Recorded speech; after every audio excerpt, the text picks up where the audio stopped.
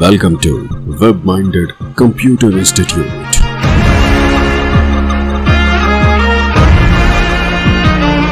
Then like, subscribe and share. जानकारी लेंगे internet के बारे में। इंटरनेट आज की एक महत्वपूर्ण आवश्यकता बन गई है। इससे आप कम्युनिकेशन कर सकते हैं, अर्थात एक दूसरे से बातचीत कर सकते हैं। आप ऑनलाइन कुछ भी इंफॉर्मेशन प्राप्त कर सकते हैं, अर्थात सर्चिंग कर सकते हैं। कई बिजनेस अब ऑनलाइन अवेलेबल हैं, अर्थात आप बिजनेस भी ऑनलाइन कर सकते हैं ई कॉमर्स की सहायता से।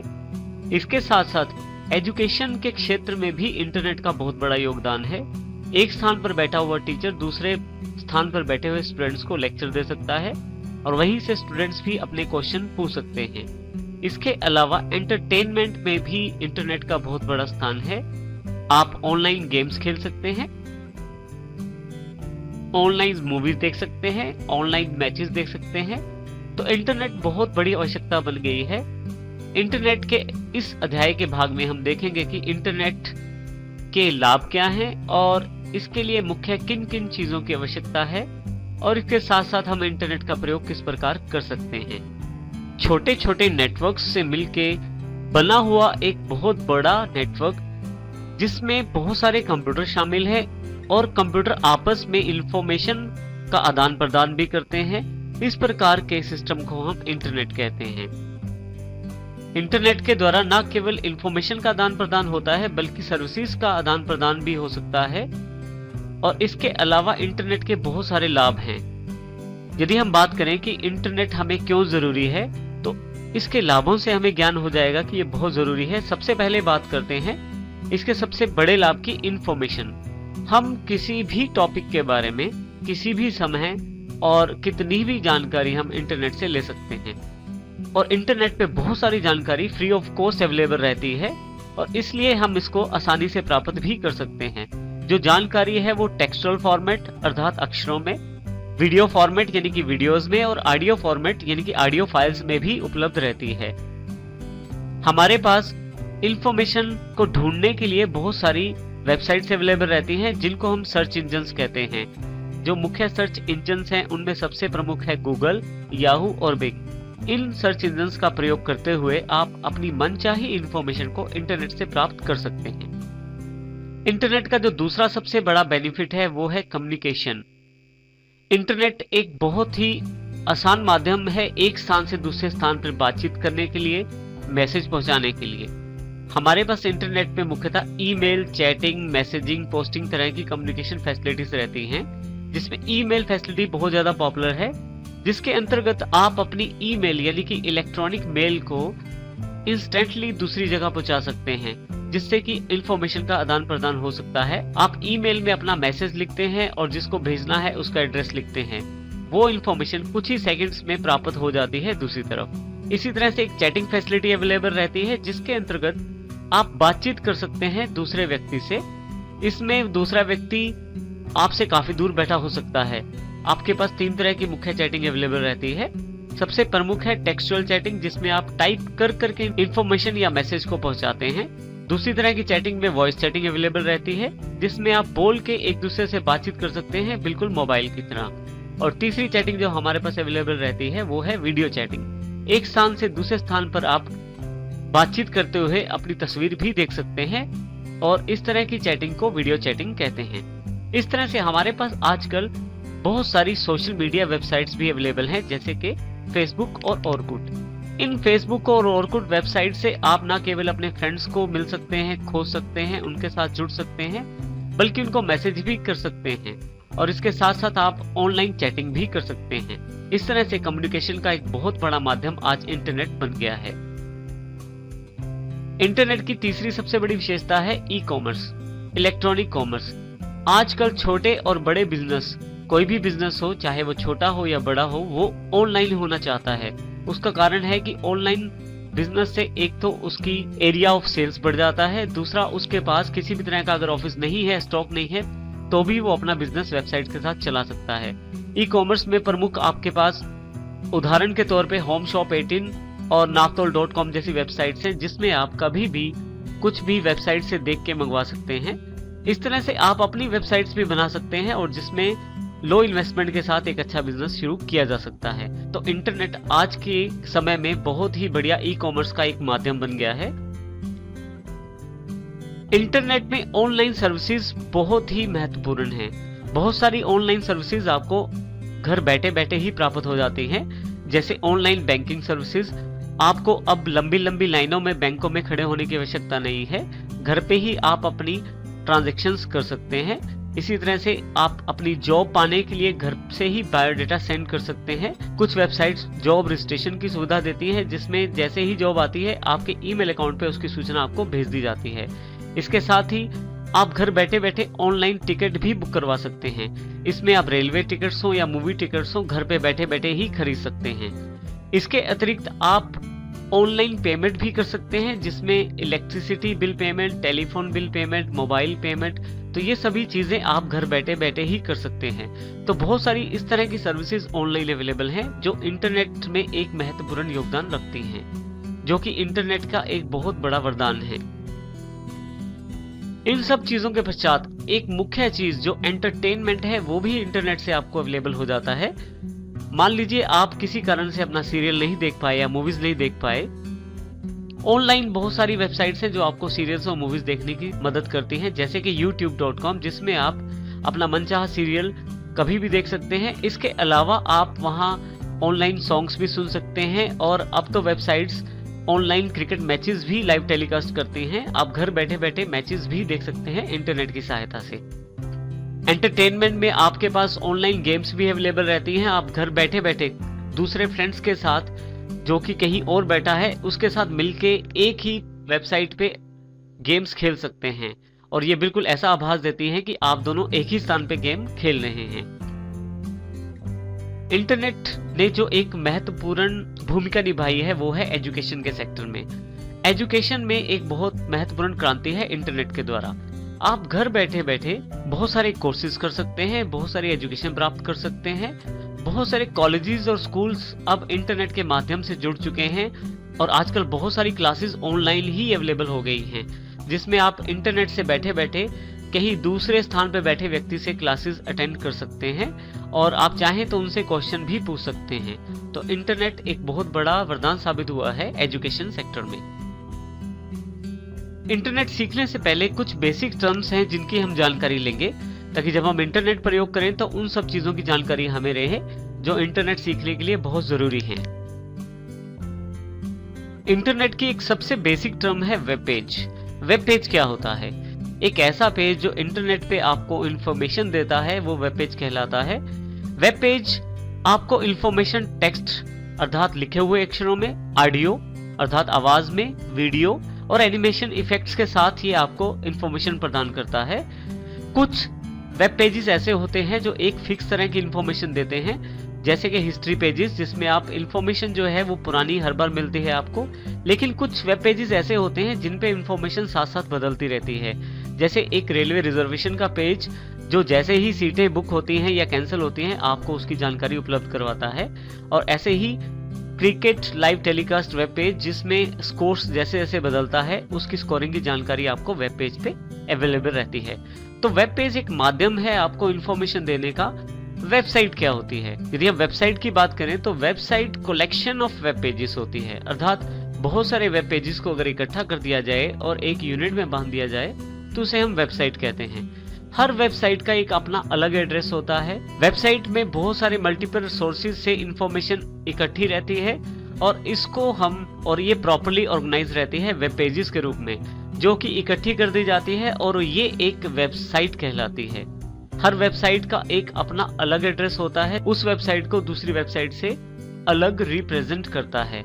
हर एक वेबसाइट का अपना एक कार्य हो सकता है, जैसे कि उदाहरण के तौर पे रेलवे की वेबसाइट, जिसमें आप रेलवे की टिकटिंग की जानकारी ले सकते हैं, उनकी ट्रेन सिस्टम की जानकारी ले सकते हैं। इसी तरह से एयर टिकट रिजर्वेशन की वेबसाइट अलग हो सकती है, जिसमें एयर टिकट्स खरीदी जा सकती हैं और उनको रिजर्व किया जा सकता है। तो वेबसाइट्स का प्रयोग कर सकते हैं आप अपनी जानकारी प्राप्त करने के लिए, जो मुख्यतः वेब पेजेस से बनी होती है।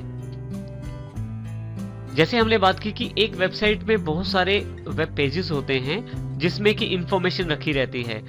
यदि हम बात करें होम पेज की, होम पेज वो वेब पेज होता है जो सबसे पहले आपके सामने खुलता है। यानी कि जब आप वेबसाइट का एड्रेस डालते हैं तो आपके सामने जो सबसे पहला पेज खुलता है वो होम पेज कहलाता है, जिस पे बाकी पूरी वेबसाइट में जाने के लिए लिंक्स अवेलेबल रहते हैं। इस तरह से होम पेज एक तरह से सबसे पहला पेज होता है वेबसाइट का जो आपके सामने खुलता है जब आप वेबसाइट खोलते हैं, और ये आपको एक इंडेक्स जैसी फैसिलिटी देता है जिसमें आप बाकी पेजेस पे वहीं से जा सकते हैं। जब भी आप कोई वेबसाइट खोलते हैं तो सबसे पहले जो पेज आपके पास उपलब्ध रहता है वो एक होम पेज रहता है, परंतु बाकी पेजेस पे जाने के लिए वहां पे लिंक्स अवेलेबल रहते हैं। इन लिंक्स को हम हाइपरलिंक्स कहते हैं।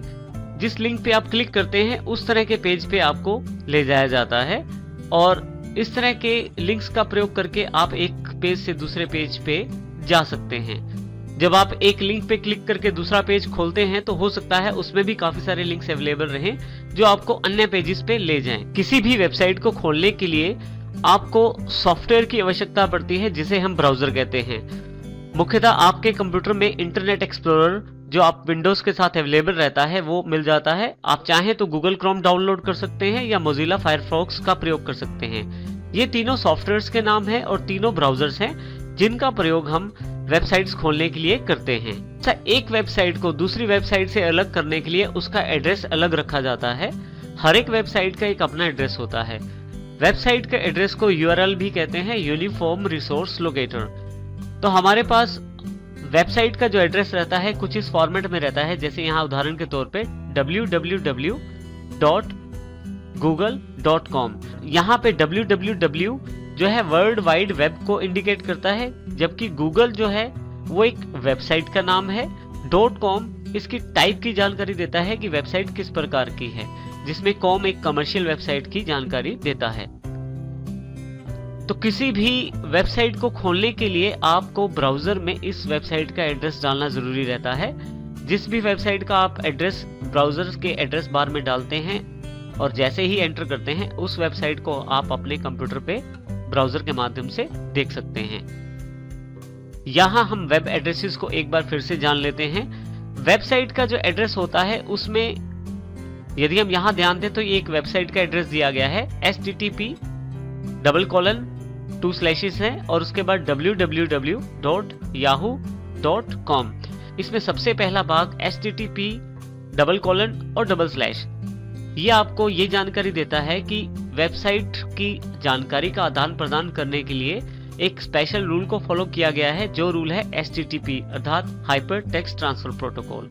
इसी के साथ दूसरा जो भाग है www, ये जानकारी देता है कि आपकी वेबसाइट जो है वो इंटरनेट अर्थात वर्ल्ड वाइड वेब पे अवेलेबल है। और इसी तरह से नेक्स्ट जो पार्ट है वो है वेबसाइट का नाम। यहाँ पे हम वेबसाइट www. के पश्चात हम वेबसाइट का नाम डालते हैं। ये वेबसाइट का नाम अलग अलग वेबसाइट्स के लिए अलग अलग होता है, एक ही नाम से एक वेबसाइट ही अवेलेबल रहती है। तो यहाँ पे याहू जो है वो एक वेबसाइट का नाम है।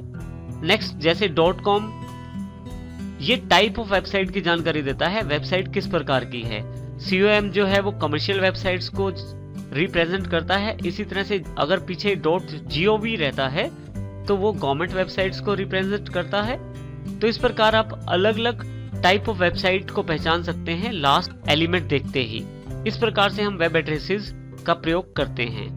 इंटरनेट का प्रयोग करने के लिए आपको ब्राउजर्स की आवश्यकता पड़ती है। आपकी विंडोज में इंटरनेट एक्सप्लोरर के रूप में एक ब्राउजर पहले से ही अवेलेबल रहता है। यदि आप यहाँ स्टार्ट बटन के साथ नीचे देखें तो ये ई जैसा जो निशान है ये इंटरनेट एक्सप्लोरर जो कि एक ब्राउजर है जिस सॉफ्टवेयर से आप इंटरनेट प्रयोग कर सकते हैं, ये उसका निशान है। इसी तरह से यदि आप यहाँ देखें तो ये गूगल क्रोम का निशान है, ये भी एक ब्राउजर है, online free of cost available रहता है। यदि आपके पास यहाँ क्विक आइकॉन्स में ये अवेलेबल नहीं है तो आप स्टार्ट पे क्लिक करें, आपके सामने स्टार्ट बार खुल जाएगी। इंटरनेट एक्सप्लोरर खोलने के लिए आप देखें, यदि आपने रिसेंटली यूज किया है तो यहाँ पे अवेलेबल हो जाएगा, अन्यथा आप ऑल प्रोग्राम्स पे क्लिक करें। ऑल प्रोग्राम्स में यदि आप क्लिक करें तो देखें आपके पास यहाँ पे इंटरनेट एक्सप्लोरर के रूप में ब्राउजर अवेलेबल है। जैसे ही इसे मैं क्लिक करता हूँ मेरे पास इंटरनेट एक्सप्लोरर की ब्राउजिंग विंडो ओपन हो जाती है। और यदि आप इस ब्राउजर को देखें ध्यान से तो सबसे ऊपर एक टाइटल बार है। जो वेबसाइट आपके पास खुली हुई है उसका टाइटल यहाँ शो किया जा रहा है। इसी के साथ बेसिक विंडोज के 3 बटन इस तरफ उपलब्ध है। एक क्लोज के लिए, जिससे आप ब्राउजर को बंद कर सकते हैं। जैसे मैं इसे क्लोज कर देता हूं, अब की बार दोबारा मैं यहां से खोल लेता हूं। दूसरा बटन रिस्टोर और मैक्सिमाइज के लिए है, और तीसरा मिनिमाइज के लिए है, जो आपके ब्राउजर से हटा के नीचे आइकॉन के बटन में अवेलेबल करवा देगा। आप इस पे दोबारा क्लिक करके फिर से ब्राउजर को खोल सकते हैं। अब हम देखते हैं कि ब्राउजर में वेबसाइट का एड्रेस कैसे डाला जाता है। आपके पास यहाँ ब्राउजर्स में ऊपर की तरफ वेबसाइट का एड्रेस डालने के लिए एड्रेस बार अवेलेबल रहती है। यहाँ पे आप वेबसाइट का एड्रेस डाल सकते हैं। यहाँ आप यदि ध्यान दें तो मेरे पास एक पहले से ही एड्रेस अवेलेबल है, www.google.co.in, जो ये जानकारी देता है कि मेरे पास गूगल की वेबसाइट अवेलेबल है। इसी तरह से यदि मैं यहाँ www.yahoo.com एंटर कर देता हूँ तो मेरे पास yahoo.com की वेबसाइट्स खुल जाती है। तो इस प्रकार से मैं ऑनलाइन वेबसाइट्स को खोल सकता हूँ ब्राउजर्स की सहायता से। यहाँ यदि आप ध्यान दें तो आपके पास जो yahoo.com खुली है उसमें जो सबसे पहला पेज आपके सामने आया है वो आपका एक होम पेज की तरह है। यहाँ पे हम ब्राउजर के कुछ और बटन का इस्तेमाल कर सकते हैं, जैसे कि यहाँ पे यदि आप ऊपर देखें तो ये बैक बटन है, जो आपको इससे पिछली वाली वेबसाइट पे ले जाएगा जो आपके पास पहले थी। जैसे ही मैं इस पे क्लिक करता हूँ मैं वापस चला जाता हूँ, क्योंकि मेरे पास इससे पहले गूगल वेबसाइट अवेलेबल थी, तो मेरे पास गूगल वेबसाइट अवेलेबल हो गई है। जब भी आप किसी वेबसाइट को खोलते हैं उसका होम पेज आपके सामने अवेलेबल हो जाता है। जैसे कि हमारे पास ये एक गूगल का होम पेज अवेलेबल हो गया है। यहां से आप अपनी आवश्यकता अनुसार अलग अलग हाइपरलिंक्स पे को क्लिक करके आप अलग अलग पेजेस पे जा सकते हैं। उदाहरण के लिए जैसे यहाँ पे मेरे पास जीमेल का एक लिंक अवेलेबल है। यदि मैं इस पे क्लिक करूं तो मैं जीमेल, जो कि ईमेल एक फैसिलिटी है gmail.com के द्वारा, मैं उस पे जा सकता हूं। इसी तरह से यदि मैं न्यूज जानना चाहता, न्यूज हाइपरलिंक पे क्लिक कर सकता हूं, और यदि मैं वीडियोस देखना चाहता हूं तो यूट्यूब पे क्लिक कर सकता हूं। इस तरह से हर एक हाइपरलिंक एक अलग वेबसाइट या अलग पेज को आपके सामने शो कर देता है। यदि हम गूगल के इस पेज को देखें तो इसमें एक इंफॉर्मेशन ढूंढने के लिए एक बॉक्स दिया गया है। जब आप यहाँ कुछ भी लिख के डालते हैं और गूगल सर्च पे क्लिक करते हैं तो उस वर्ड से रिलेटेड जो भी इंफॉर्मेशन गूगल के पास अवेलेबल है वो आपके सामने दिखा देता है, जो कि वेबसाइट एड्रेसेस के रूप में रहती है। अर्थात ये आपको एक तरह से उन वेबसाइट्स के एड्रेस देता है, अर्थात जिस टॉपिक या जिस वर्ड को आप ढूंढ रहे हैं उससे रिलेटेड सभी वेबसाइट्स की एक लिस्ट आपको प्रदान कर देता है, और फिर उन वेबसाइट्स पे जाके आप जो इंफॉर्मेशन जानना चाहते हैं वो जान सकते हैं। उदाहरण के लिए जैसे मैं ताजमहल टाइप करता हूं यहाँ पे, और जैसे ही यहाँ सर्च बटन पे क्लिक करता हूं तो मेरे पास नीचे की तरफ बहुत सारी वेबसाइट्स अवेलेबल हो जाएंगी जो एक फिर से हाइपरलिंक फॉर्मेट में है, जैसे ताजमहल विकिपीडिया। ऊपर देखें तो टॉपिक का नाम और नीचे देखें तो उस वेबसाइट का एक एड्रेस भी दिया जा रहा है। इसी तरह से आपके पास नीचे की तरफ tajmahal.gov.in की वेबसाइट है, जो कि ऑफिशियल वेबसाइट है ताजमहल यूपी टूरिज्म की। इस तरह से आपके पास नीचे तक चले जाएंगे तो काफी सारे रिजल्ट्स अवेलेबल हैं आपके, और सबसे नीचे की तरफ यहाँ पे आपको गूगल ये जानकारी दे रहा है कि इस जो आप वर्ड ढूंढना चाहते थे उससे रिलेटेड काफी सारे वेबसाइट्स अवेलेबल हैं। तो आप उन वेबसाइट्स को, और उन वेबसाइट्स का पहला ही पेज आपके सामने है। यहाँ नंबर 2 पे क्लिक करके उन वेबसाइट रिजल्ट्स का दूसरा पेज, और फिर तीसरा, और इस तरह से जितने भी पेज चाहें आप वहां से देख सकते हैं जो गूगल ने आपको एज द रिजल्ट दिए हैं। यहाँ यदि आप देखें तो आपके पास, यदि यहाँ मैं क्लिक करूं तो मेरे पास मेरी ब्राउज़र अवेलेबल हो जाएगी, जिनका प्रयोग मैं पिछली वेबसाइट्स जिन पे पहले गया हूं उनको खोलने के लिए कर सकता हूं, जैसे कि yahoo.com। जैसे ही मैं क्लिक करता हूं फिर से मेरे पास यहाँ yahoo.com अवेलेबल हो जाएगी। इसका अर्थ यह है कि चाहे तो मैं यहाँ टाइप कर सकता हूँ, चाहे तो मेरी जो हिस्ट्री है उसमें से उठा सकता हूँ, और चाहे तो जो पहले मैंने वेबसाइट्स विजिट की हैं उनका एड्रेस यहाँ स्टोर है उनमें से उठा सकता हूँ। इसी के साथ यहाँ 2 बटन और हैं। सबसे पहला बटन है स्टॉप का। यदि वेबसाइट की प्रोसेसिंग को आप रोकना चाहते हैं तो स्टॉप पे क्लिक कर दीजिए। आपकी वेबसाइट की जो प्रोसेसिंग है वो रुक जाएगी, अर्थात जितनी वेबसाइट आपके पास अवेलेबल है उतनी ही अवेलेबल रहेगी। और यदि आप चाहते हैं रिफ्रेश करना, अर्थात वेबसाइट्स का कंटेंट यदि आप चाहते हैं रिफ्रेश होके आए तो आप रिफ्रेश पे क्लिक कर दीजिए। इससे यदि कुछ चेंजेस हुए हैं साइट में तो आपके पास वो भी अवेलेबल हो जाएंगे। इस प्रकार से आप इन 3 बटनों का प्रयोग भी कर सकते हैं। मैं यहां से बैक कर लेता हूं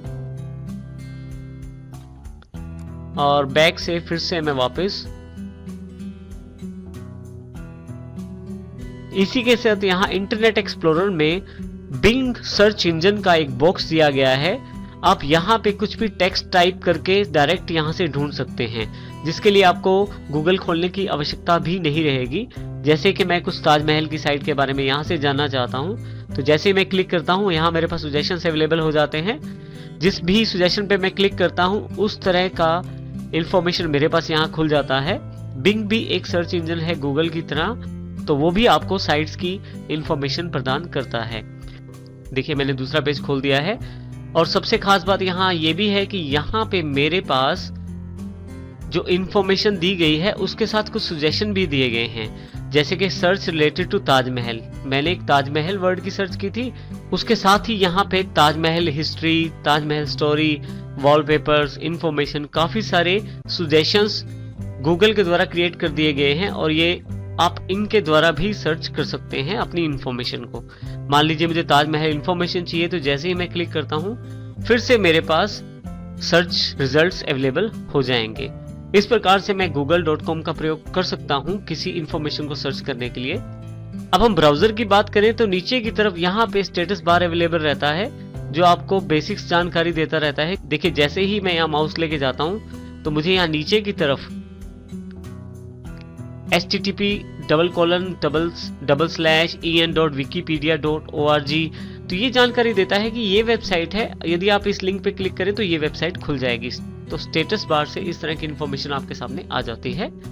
इसी तरह से मैं यदि इस पे क्लिक करता हूँ तो देखिए ताजमहल agra.net की वेबसाइट्स का एड्रेस अवेलेबल है और यहाँ पे tajmahal.org.uk वेबसाइट का एड्रेस अवेलेबल है। तो इस तरह से मैं स्टेटस बार से इंफॉर्मेशन देख सकता हूँ। आप चाहें तो आप कंटेंट को जूम करके भी देख सकते हैं। इसके लिए यहाँ बिल्कुल राइट हैंड साइड पे स्टेटस बार के जूम लेवल दिया गया है। आप जूम लेवल को बढ़ा भी सकते हैं और घटा भी सकते हैं। जैसे कि मैं इसको 150 कर देता हूँ तो मेरे पास यहाँ साइज जो है वो बड़ा होके आ गया है कंटेंट का, और मैं चाहूँ तो यहाँ से 100 फिर से कर सकता हूँ और चाहूँ तो इसका साइज कम भी कर सकता हूँ, जैसे 50%। तो इस तरह से आप साइज जो जूम लेवल साइज है उसको आप चेंज कर सकते हैं। मैं यहाँ इसको 100% कर देता हूं। किसी भी वेबसाइट को जब हम खोलते हैं तो हम उसको डायरेक्टली उस वेबसाइट के प्लेस पे जहां से हमने शुरू किया है वहां पे खोल सकते हैं, या हम उसको अलग टैब में खोल सकते हैं। उदाहरण के लिए जैसे मैंने ताजमहल सर्च किया था तो मेरे पास काफी सारी वेबसाइट्स हैं नीचे। मैं सबसे पहले वाली वेबसाइट खोलना चाहता हूं। जैसे ही इस पे क्लिक करता हूं, जहां मेरे पास एड्रेस में google.co.in लिखा आ रहा है, वहां पे मेरे पास ये वेबसाइट खुल जाएगी जिसपे मैंने क्लिक किया है।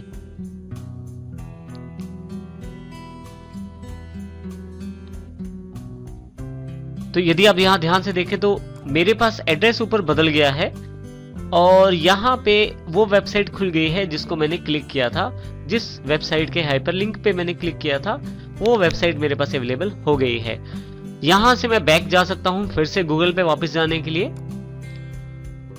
जिस वेबसाइट को मैंने क्लिक किया था उस वेबसाइट का जो कलर है वो पर्पल हो गया है, जबकि बाकी वेबसाइट्स का कलर अभी ब्लू ही है। इसका अर्थ ये है कि जो वेबसाइट्स में विजिट कर चुका हूं, जिन वेबसाइट्स में जा चुका हूं, उन वेबसाइट्स का कलर पर्पल हो गया है। ये यही दर्शाता है कि आप इन वेबसाइट्स पे जा चुके हैं।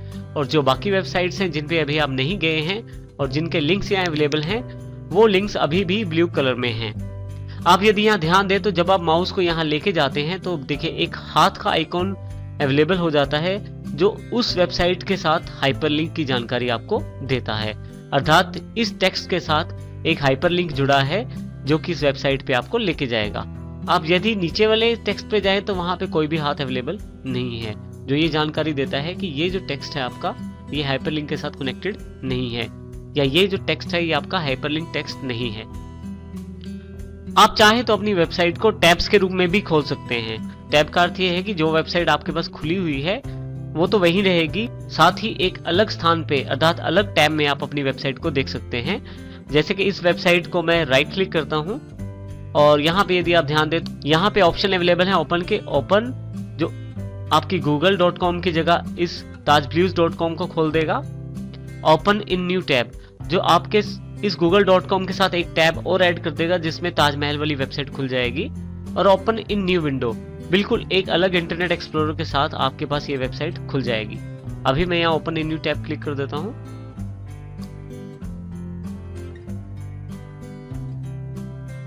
आप देखेंगे कि एक टैब आपके पास अवेलेबल हो गई है, ताजमहल टाइटल है जिसमें यदि मैं इस पे क्लिक करूं तो मेरे पास ताजमहल वाली वेबसाइट यहाँ अवेलेबल हो गई है। मैं चाहूं तो फिर से ये पहले वाली वेबसाइट ये जो google.com है, जो मेरी पहली वेबसाइट है, उस पे मैं वापस आ सकता हूं। मुझे सिर्फ इस पहले वाली टैब पे क्लिक करना है। मैं अपनी आवश्यकता अनुसार जितनी टैब चाहे खोल सकता हूं और एक साथ काफी सारी वेबसाइट्स को देख सकता हूं। इंटरनेट एक्सप्लोरर में काफी सारे मेन्यूज भी अवेलेबल हैं जो इस वक्त आपके सामने तो नहीं हैं, लेकिन आप उनको शो कर सकते हैं। इसके लिए मैं ये देखिए खाली जगह जहां पड़ी हुई है, यहां मैं राइट क्लिक करता हूं और यहाँ मेन्यू बार आपके पास अवेलेबल हो जाएगा। जैसे ही मेन्यू बार पे मैं क्लिक करता हूँ, मेरे पास यहाँ file, edit, view, favourites, tools और हेल्प के रूप में मेन्यूज अवेलेबल हो जाते हैं। इन मेन्यूज से आप बेसिक यूटिलिटीज का फायदा उठा सकते हैं। जैसे फाइल पे यदि आप क्लिक करें तो आप चाहें तो आप अपने वेब पेज को सेव कर सकते हैं बाद में देखने के लिए। आप इसे ऑफलाइन भी बाद में देख सकते हैं, जिसमें आपका वो कंटेंट जो सेव हुआ है वो कभी भी आप दोबारा देख सकते हैं। यदि आपके पास प्रिंटर अटैच है तो आपके पास जो भी आपकी स्क्रीन पे है उसका आप प्रिंट निकाल सकते हैं, बाद में इंफॉर्मेशन आप उसको पढ़ सकते हैं या आप अपने पास संभाल के रख सकते हैं। इसी तरह से आपके पास यहाँ पे एडिट में बेसिक यूटिलिटीज है, कट, कॉपी, पेस्ट। यदि आप चाहें तो किसी भी टॉपिक को या किसी भी साइट के एड्रेस को बाद में याद रखने के लिए कॉपी कर सकते हैं। जैसे इस एड्रेस को मैं सिलेक्ट कर लेता हूँ, राइट क्लिक करके इसे कॉपी कर लेता हूँ और यहाँ से मैं नोटपैड खोल लेता हूँ और इसमें मैं इसे पेस्ट कर देता हूँ, ताकि मुझे जिस एड्रेस से मैंने कंटेंट लिया है या जो मेरे लिए इंपॉर्टेंट है उसको मैं अपने पास सेव करके रख सकता हूँ। इसी तरह से आप चाहें तो व्यू में आप टूल बार्स ऑन ऑफ कर सकते हैं। जैसे मेन्यू बार अगर आपको नहीं चाहिए तो आप ऑफ कर सकते हैं यहाँ से, और यदि आपको फिर से चाहिए तो यहाँ जैसे पहले राइट क्लिक करके मेन्यू बार फिर से ले सकते हैं। व्यू पे आपके पास और भी बार्स हैं जिनको आप ऑन ऑफ कर सकते हैं यहीं से। जैसे फेवरेट बार मुझे नहीं चाहिए तो मैं क्लोज कर देता हूँ और इसी तरह से कमांड बार भी क्लोज कर देता हूँ। और यदि आप फिर से इन बार्स को लाना चाहते हैं तो टूल बार से फिर से इन्हें आसानी से लेके आ सकते हैं। और इसी तरह से यदि आप चाहें तो आप अपने पेज को रिफ्रेश कर सकते हैं। आप यहाँ से जूम भी सेट कर सकते हैं जैसे हमने नीचे से किया था। और इसी तरह से आप टेक्स्ट साइज, जो पेज का जो टेक्स्ट साइज है उसको भी बड़ा कर सकते हैं। जैसे इसे मैं लार्जर कर देता हूं तो देखिए मेरे पास जो कंटेंट, जो मेरे पास वेबसाइट्स के जो अक्षर हैं वो बड़े हो गए हैं। फिर से मैं व्यू पे जाके टेक्स्ट साइज को मीडियम कर देता हूं। आप चाहें तो व्यू पे क्लिक करके आप फुल स्क्रीन क्लिक कर सकते हैं। फुल स्क्रीन से सभी बार्स हट जाएंगी और केवल आपके पास इंटरनेट एक्सप्लोरर का जो कंटेंट वाला पार्ट है वही दिखाया जाएगा। आप इसे फिर से छोटा करने के लिए F11 का दोबारा यूज कर सकते हैं। F11 इसकी शॉर्टकट की है। F11 से ही आप इसको फुल स्क्रीन कर सकते हैं और F11 से ही आप इसको दोबारा छोटा कर सकते हैं। किसी वेबसाइट को यदि आप फ्रीक्वेंटली यूज करते हैं या विजिट करते हैं तो आप उसको अपने फेवरेट्स में भी ऐड कर सकते हैं। इसके लिए फेवरेट्स मेन्यू पे जाएं, क्लिक करें, ऐड टू फेवरेट कर दें। जिस नाम से आप उस वेबसाइट को अपने पास फेवरेट्स में ऐड करना चाहते हैं वो दे सकते हैं। और आप चाहें तो यहाँ से नया फोल्डर क्रिएट करके भी आप अपनी फेवरेट वेबसाइट्स को अलग से ऑर्गेनाइज कर सकते हैं। यहाँ इसे मैं ऐड कर देता हूँ। और दोबारा इस साइट को देखने के लिए यदि आप फेवरेट्स पे जाएं तो नीचे की तरफ यहाँ जो वेबसाइट का जो लिंक है वो अवेलेबल हो गया है। नेक्स्ट टाइम आप यहीं से क्लिक करके डायरेक्ट अपनी फेवरेट वेबसाइट खोल सकते हैं। यदि आप चाहते हैं कि आपने जो वेबसाइट्स विजिट की हैं, जिन वेबसाइट्स पे आप गए हैं, उन वेबसाइट्स का रिकॉर्ड अपने ब्राउजर से हटाना चाहते हैं, टूल्स पे जाएं और डिलीट ब्राउजिंग हिस्ट्री कर दें। इसके लिए आप शॉर्टकट का प्रयोग कर सकते हैं जो कि कंट्रोल शिफ्ट और डेल है, जो आपके सामने यहाँ दिया गया है। डिलीट ब्राउजिंग हिस्ट्री करते ही आपका जो ब्राउजिंग हिस्ट्री है वो सारा हटा दिया जाएगा और जो भी आपने पेज विजिट किए थे वो पेज अब ब्राउजर अपनी मेमोरी में नहीं रखेगा और ना ही कोई उन्हें देख पाएगा। यहाँ पे एक सबसे इंपॉर्टेंट ऑप्शन सबसे लास्ट में है इंटरनेट ऑप्शंस के रूप में। जब भी आप अपना ब्राउजर खोलते हैं तो आपके पास सबसे पहला पेज कौन सा है, वो पेज का एड्रेस आप यहाँ स्टोर कर सकते हैं। जैसे यहाँ पे www.google.co.in है, तो जैसे ही मैं इंटरनेट एक्सप्लोरर खोलता हूं, मेरे पास google.co.in का पेज खुल जाता है। आप चाहें तो आप अपनी रिक्वायरमेंट के अकॉर्डिंग इस पेज को बदल सकते हैं। जिस पेज का एड्रेस यहां देंगे वो पेज आपके पास सबसे पहले अवेलेबल हो जाएगा जब आप ब्राउजर ओपन करेंगे। इसी तरह से यहाँ पे भी आपका ब्राउजिंग हिस्ट्री डिलीट करने का बटन है, आप चाहे तो यहाँ पे डिलीट प्रेस कर सकते हैं। इसके अतिरिक्त delete browsing history on exit, जब भी आप एग्जिट करें तो डिलीट हो जाए आपकी ब्राउजिंग हिस्ट्री, आप इसको सिलेक्ट भी कर सकते हैं और यहाँ आप इन ऑप्शंस को एप्लीकेबल करने के लिए ओके कर सकते हैं। फाइनली आपके पास माइक्रोसॉफ्ट द्वारा हेल्प प्रदान की गई है। किसी भी टॉपिक की हेल्प यदि आप जानना चाहते हैं तो आप इंटरनेट एक्सप्लोरर हेल्प का प्रयोग कर सकते हैं। जैसे ही आप इस पे क्लिक करते हैं, इंटरनेट एक्सप्लोरर से रिलेटेड सारी हेल्प आपके पास अवेलेबल हो जाएगी।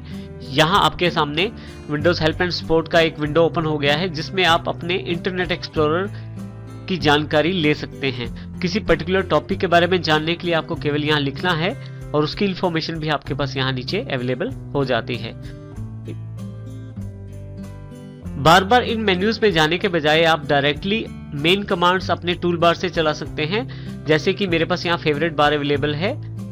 यदि आप समय बचाना चाहते हैं और बार बार इन मेन्यूज पे नहीं जाना चाहते तो आप कुछ ऑप्शंस को आप टूल बार्स की सहायता से प्रयोग कर सकते हैं। इसके लिए आप उन टूल बार्स को जो आप ज्यादा प्रयोग करते हैं यहाँ रख सकते हैं। जैसे मैं राइट क्लिक करके फेवरेट बार क्लिक कर देता हूँ तो मेरे पास यहाँ फेवरेट बार अवेलेबल हो जाती है। फेवरेट बार पे यदि मैं यहाँ क्लिक करूं तो देखें आपके पास यहाँ बिल्कुल वही लिंक अवेलेबल है जो मेरे पास मैंने फेवरेट्स में ऊपर स्टोर किया था। तो आप इस तरह से बार्स का प्रयोग कर सकते हैं। कुछ बार्स जब आप कोई पर्टिकुलर वेबसाइट विजिट करते हैं तो वो अपनी प्रमोशन के लिए भी आपके ब्राउजर में ऐड कर देते हैं। आप चाहें तो उनको हटा भी सकते हैं। जैसे कि मेरे पास यही राइट क्लिक करके ये अवास्ट की एक बार मेरे पास अवेलेबल है जो कि एक एंटीवायरस के द्वारा एक बार प्रदान की गई है। यदि मैं इसे क्लोज करना चाहता हूं तो मैं यहाँ क्लिक कर देता हूं। मेरे पास ऑप्शन मांगा जाएगा do you want to disable this add on. यदि मैं डिसेबल करना चाहता हूं तो डिसेबल कर देता हूं। तो आप देखेंगे कि यहाँ से अवास्ट वाली जो बार है वो हट गई है। इस प्रकार से आप अपने ब्राउजर की बेसिक ऑप्शंस का प्रयोग कर सकते हैं। इंटरनेट में ईमेल एक बहुत इंपॉर्टेंट फैसिलिटी है जिसका प्रयोग हम ईमेल सेंड करने और रिसीव करने में कर सकते हैं और इसका सबसे बड़ा लाभ ये है ये कुछ ही सेकंड्स में दूसरे व्यक्ति के पास हमारा मेल चला जाता है, पहुंच जाता है। इसीलिए इसे ईमेल यानी कि इलेक्ट्रॉनिक मेल कहते हैं।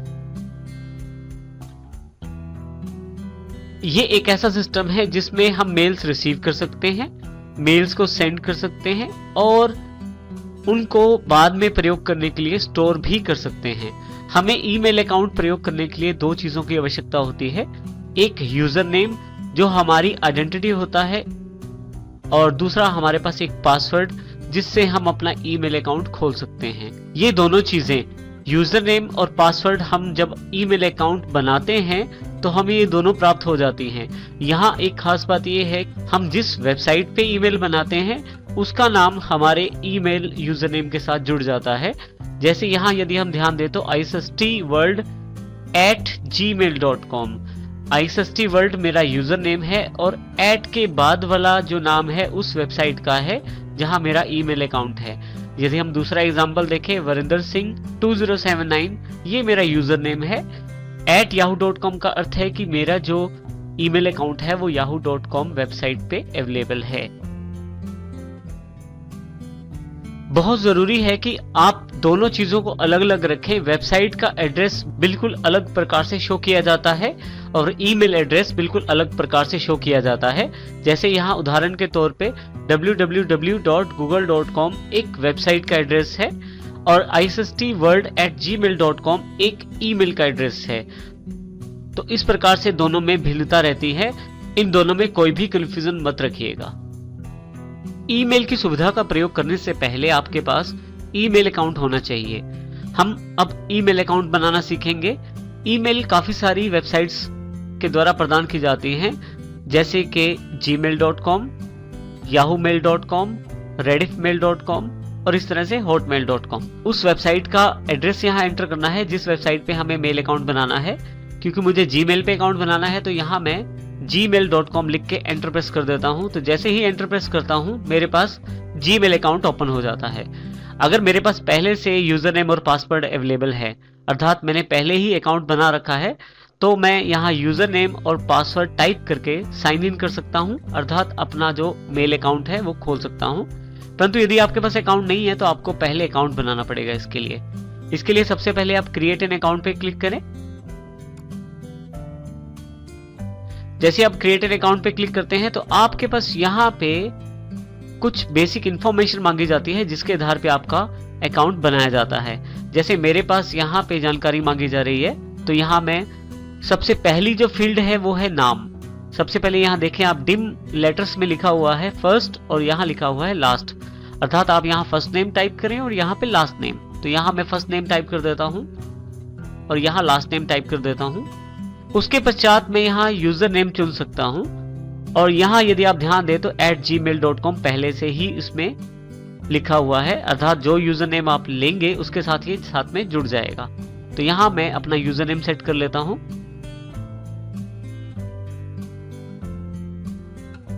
तो मैंने नाम लिखा है singh-varinder2079 @gmail.com। इसके साथ ही यहाँ पे मैं पासवर्ड डाल सकता हूँ। ये पासवर्ड मेरे अकाउंट खोलने के लिए बहुत ही इंपॉर्टेंट रहता है और ये ज़रूरी है कि आप अपने पासवर्ड्स को संभाल के रखें, क्योंकि अनऑथराइज एक्सेस अर्थात आपके बिना जाने आपका मेल अकाउंट एक्सेस करने से आपकी पर्सनल इंफॉर्मेशन हैक हो सकती है। इसलिए हमेशा पासवर्ड आप स्ट्रॉन्ग बनाएं और स्ट्रॉन्ग पासवर्ड आप हमेशा याद भी रखें या अलग से किसी जगह पे उसे लिख के रखें, ताकि वो पासवर्ड आपको कभी भी भूले नहीं। मैं यहाँ पे पासवर्ड टाइप कर देता हूँ, जो पासवर्ड मैं यहाँ देना चाहता हूँ। जब आप टाइप करते हैं आपको यहाँ पे जीमेल के द्वारा पासवर्ड स्ट्रेंथ बताई जा रही है कि आपका जो पासवर्ड है वो कितना स्ट्रॉन्ग है। अब अगर मैं कोई और पासवर्ड यूज करता हूँ इस पे, तो देखिए यहाँ पे मेरे पास पासवर्ड की जो स्ट्रेंथ है उसके अकॉर्डिंग यहाँ पे सजेशन दिया जाता है। तो मान लीजिए मैं स्ट्रेंथ कम कर देता हूँ, तो देखिए यहाँ पे मेरे पास एक एरर अवेलेबल है कि पासवर्ड जो है वो 8 कैरेक्टर का होना चाहिए और पासवर्ड जो है वो आपका स्ट्रॉन्ग होना चाहिए, जिसमें आप लेटर्स, नंबर्स और कैरेक्टर्स का प्रयोग भी कर सकते हैं। तो यहाँ मैं अपना पासवर्ड टाइप कर देता हूँ दोबारा, जो सही पासवर्ड है जिससे मैं मेल ओपन करना चाहता हूँ। इसी तरह से यही पासवर्ड मुझे दोबारा कंफर्म करने के लिए डालना पड़ेगा। अगर ये पासवर्ड मैच नहीं होंगे तो आपको यहाँ पे एक एरर आ जाएगा। सपोज करें यहाँ मैं हटा देता हूँ, तो देखिए यहाँ पे एक एरर आ गया, this passwords don't match, try again. तो आप पासवर्ड जो है वो सही रखें, दोनों तरफ अगर सही होगा तो आपके पास एरर नहीं आएगा। इसके बाद बर्थडे, आप डेट ऑफ बर्थ बताएं यहाँ पे, यहाँ पे डेट और यहाँ पे ईयर बता दें। उसके पश्चात आप जेंडर, मोबाइल फोन बताएं। मोबाइल नंबर देना यहाँ जरूरी होता है क्योंकि इस पे आपका एक मैसेज आता है जिसके जीमेल आपके अकाउंट की वेरिफिकेशन करता है। तो जो भी मोबाइल नंबर आप दें वो आपके पास उस वक्त अवेलेबल हो तो बढ़िया है, क्योंकि उस पे साथ के साथ ही मैसेज अवेलेबल हो जाएगा। यदि आपके पास पहले से कोई ईमेल एड्रेस है तो वो भी आप यहाँ टाइप कर सकते हैं। पहले से कोई ईमेल आईडी है तो आप यहाँ पे उसको भी डाल सकते हैं, जिससे कि जीमेल के पास आपका करंट ईमेल आईडी भी अवेलेबल हो जाएगा। इसी तरह से आपके पास यहाँ पे कुछ ऑप्शंस, प्रमोशनल ऑप्शन है, जैसे डिफॉल्ट होम पेज। यदि आप चाहते हैं कि आप जब भी वेबसाइट खोलें तो आपके पास गूगल का पेज खुल जाए तो आप इसे क्लिक कर सकते हैं। इस तरह से एक वेरिफिकेशन अवेलेबल हो जाती है। यहाँ पे वेरिफिकेशन में आपको यहाँ कैरेक्टर्स पढ़ के नीचे टाइप करने पड़ते हैं। आप चाहें तो कैरेक्टर्स और चाहे तो ऑडियो का भी एक चैलेंज पिक कर सकते हैं, अर्थात ऑडियो सुन के आपको वो कैरेक्टर्स टाइप करने होते हैं।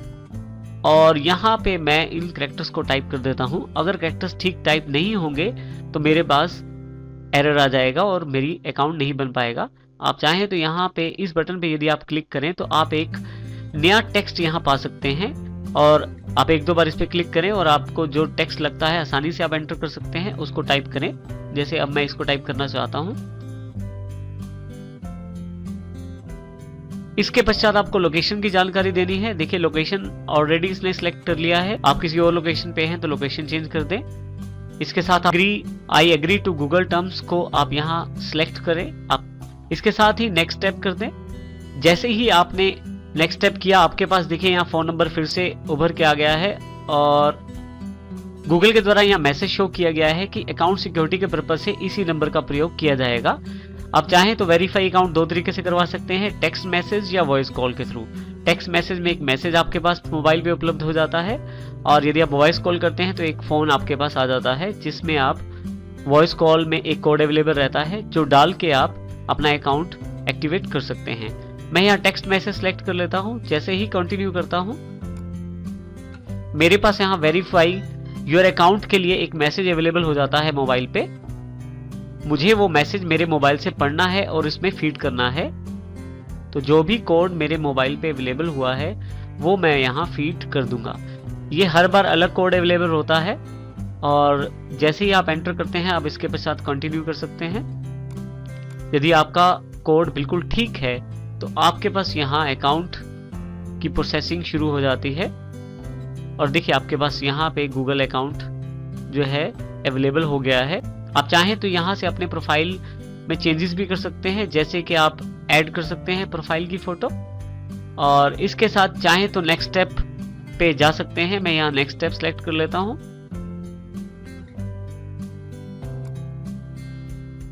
जैसे ही नेक्स्ट स्टेप जाता हूं तो मेरे पास यहाँ इंफॉर्मेशन अवेलेबल हो जाती है। आपका ईमेल अकाउंट अवेलेबल हो गया है, और जो ईमेल अकाउंट है वो यहाँ पे आपको दिखाया गया है। ये मेरे पास नया ईमेल अकाउंट मेरा बन गया है। इस अकाउंट के साथ मैं अपने मैसेजेस को सेंड और रिसीव कर सकता हूँ, और उनमें मैनेज भी कर सकता हूँ, और बाद के प्रयोग के लिए उन्हें स्टोर भी कर सकता हूँ। यहाँ पे मैं कंटिन्यू टू जीमेल कर देता हूँ। जैसे ही कंटिन्यू टू जीमेल करता हूं, देखिए मेरे पास यहाँ मेरे ईमेल अकाउंट की लोडिंग होनी शुरू हो गई है, अर्थात ईमेल अकाउंट ओपन होने जा रहा है। यदि आपके पास नेट काफी स्लो हो तो आप इस ऑप्शन का प्रयोग भी कर सकते हैं, लोड बेसिक एचटीएमएल का, जिससे कि आपका नेट स्लो होने के पश्चात भी आपका जो ईमेल अकाउंट है आपके पास अवेलेबल हो जाएगा। अब यहाँ पे आपके पास एक वेलकम मैसेज है, यहाँ मैं इसे क्लोज कर देता हूँ। देखिए जैसे ही मैं यहाँ पे कंटिन्यू करता हूँ, मेरे पास मेरा जो ईमेल अकाउंट है मेरे सामने आ जाता है। यह एक बेसिक व्यू है ईमेल अकाउंट का। लेफ्ट साइड पे आपके पास बेसिक ऑप्शन है, जैसे कि इनबॉक्स, जिससे आपके पास जो मेल्स आई हैं या रिसीव हुई हैं उनको आप चेक कर सकते हैं। स्टार रेट पे यदि आप क्लिक करें तो यहाँ पे अभी मैसेज खाली है। आप चाहें तो कुछ मैसेजेस को आप स्टार रेट करके अपने पास यहाँ सेव कर सकते हैं। इसी तरह से इंपॉर्टेंट मेल्स एक अलग से सेगमेंट है, आप यहाँ इंपॉर्टेंट मेल्स को सेव कर सकते हैं। यदि आपने कोई मेल भेजी हुई है इस अकाउंट से तो सेंट मेल से आप वो मेल्स चेक भी कर सकते हैं। इसी तरह से ड्राफ्ट्स हैं, यदि आप कोई मेल लिख लेते हैं और उसी समय आप उस मेल को नहीं भेजना चाहते तो आप उसको ड्राफ्ट्स में सेव कर सकते हैं, और बाद में आवश्यकता पड़ने पे उसे सेंड भी कर सकते हैं। नई मेल लिखने के लिए आपके पास कंपोज का एक बटन अवेलेबल रहता है। इस बटन का प्रयोग करके आप नई मेल लिख सकते हैं। इसके अतिरिक्त इस तरफ आपके प्रोफाइल की जानकारी दी गई है। यहाँ यदि मैं क्लिक करूं तो मेरे पास मेरा नाम, मेरे अकाउंट का नाम और अकाउंट की बेसिक डिटेल्स दी गई हैं, और इसी तरह से यहाँ से मैं साइन आउट भी कर सकता हूँ, अर्थात अपने मेल से बाहर आ सकता हूँ। अब मैं इसे साइन आउट करता हूँ और यहां से बाहर आ जाता हूं। इस प्रकार से आप अपना अकाउंट बना सकते हैं।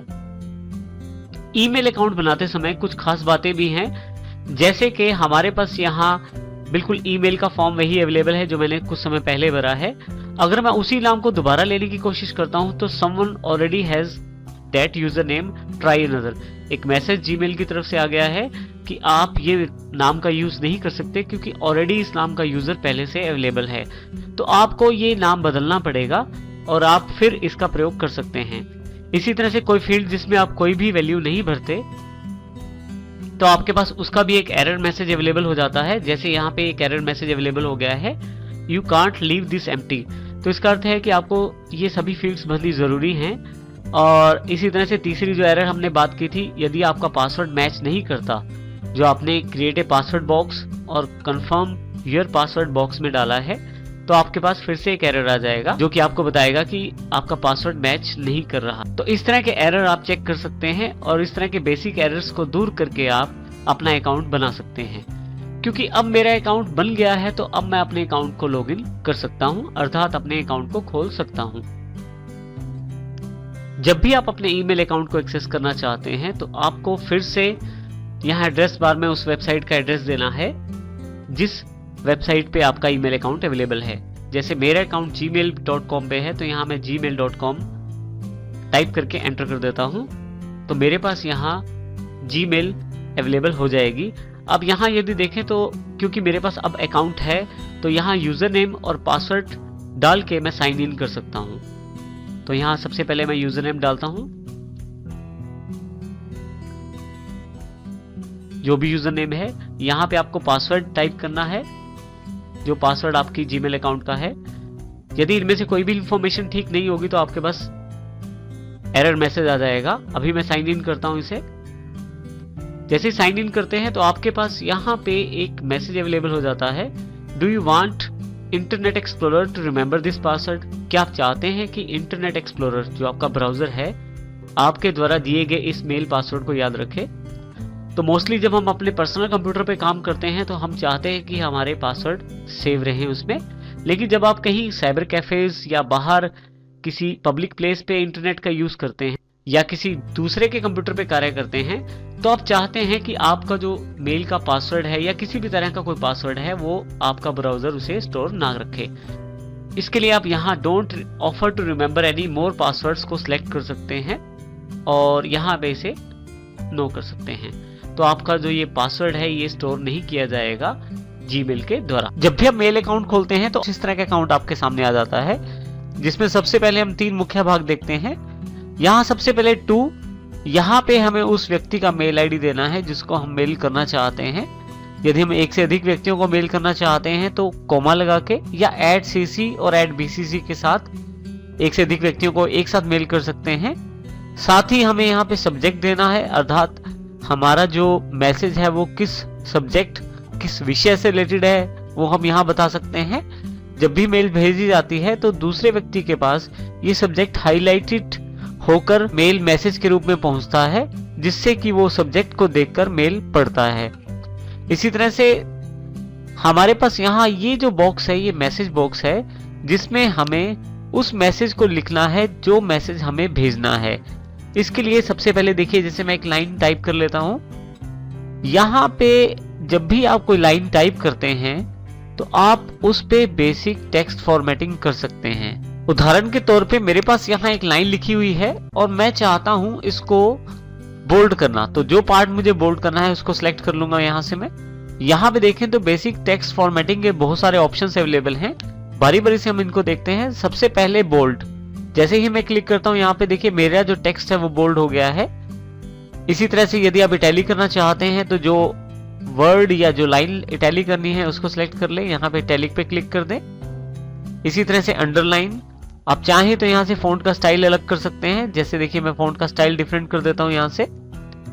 इसी के साथ यहाँ पे साइज भी अवेलेबल है, आप चाहें तो लार्ज साइज, ह्यूज या नॉर्मल साइज भी ले सकते हैं। इसी तरह से आप कलर सेट कर सकते हैं, जो कलर आप लेना चाहते हैं वो कलर यहाँ से सिलेक्ट कर सकते हैं। देखिए यहाँ पे ये जो कलर हमने लिया था ये फोरग्राउंड का कलर है, अर्थात अक्षरों का कलर है। सिलेक्ट करने के पश्चात यहाँ कॉर्नर पे क्लिक करूं तो बहुत सारे कलर्स अवेलेबल हैं। जैसे यहाँ से रेड क्लिक कर देता हूं तो मेरे पास रेड कलर हो जाता है जो सिलेक्टेड टेक्स्ट है उसका। इसी तरह से मैं दोबारा सिलेक्ट कर लेता हूँ यहाँ पे साथ ही हाईलाइट कलर अवेलेबल है। इसको अगर मैं सिलेक्ट कर लेता हूं तो ये कलर जो टेक्स्ट मैंने सिलेक्ट किया है उसकी बैक साइड पे अवेलेबल होता है। देखिए यहाँ पे इस तरह से मेरे पास ये बैक साइड पे अवेलेबल हो गया है।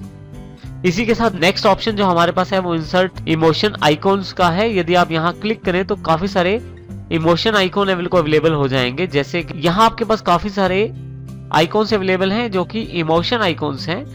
आप जैसा आइकॉन चाहते हैं वो क्लिक कर सकते हैं। इन आइकॉन्स के साथ अपने भावों को आप व्यक्त कर सकते हैं। और इसी के साथ आपके पास यहाँ लिंक का बटन भी अवेलेबल है। यदि आप चाहते हैं किसी वर्ड के साथ आप किसी साइट का लिंक जोड़ना चाहते हैं तो वो भी आप दे सकते हैं। इसके लिए आप सिलेक्ट कर ले पहले किसी वर्ड को, उसके पश्चात यहाँ पे लिंक पे क्लिक करें। आपके पास वेबसाइट का एड्रेस पूछा जाएगा और आप यहाँ एक वेबसाइट का एड्रेस डाल सकते हैं जिस भी वेबसाइट को आप लिंक करना चाहते हैं। और यदि आप ईमेल एड्रेस चाहते हैं लिंक करना तो वो भी आप यहाँ क्लिक करके दे सकते हैं। जैसे ही ओके करता हूँ यहाँ पे मैं, मेरे पास देखिए लिंक अवेलेबल हो जाता है। इसी के साथ यहाँ पे आपके पास नंबर लिस्ट अवेलेबल है। मान लीजिए मैं कुछ टाइप करना चाहता हूं और उसको मैं और उसको मैं नंबरिंग देना चाहता हूं तो सिलेक्ट करके नंबरिंग दे सकता हूं, और इसी तरह से बुलेटिन लिस्ट भी दे सकता हूं। मैं यहां से चाहूं तो इंडेंट कर सकता हूं टेक्स्ट को, जो टेक्स्ट सिलेक्टेड है, और इसी के साथ यहाँ पे कोट्स प्रोवाइड किए जा सकते हैं।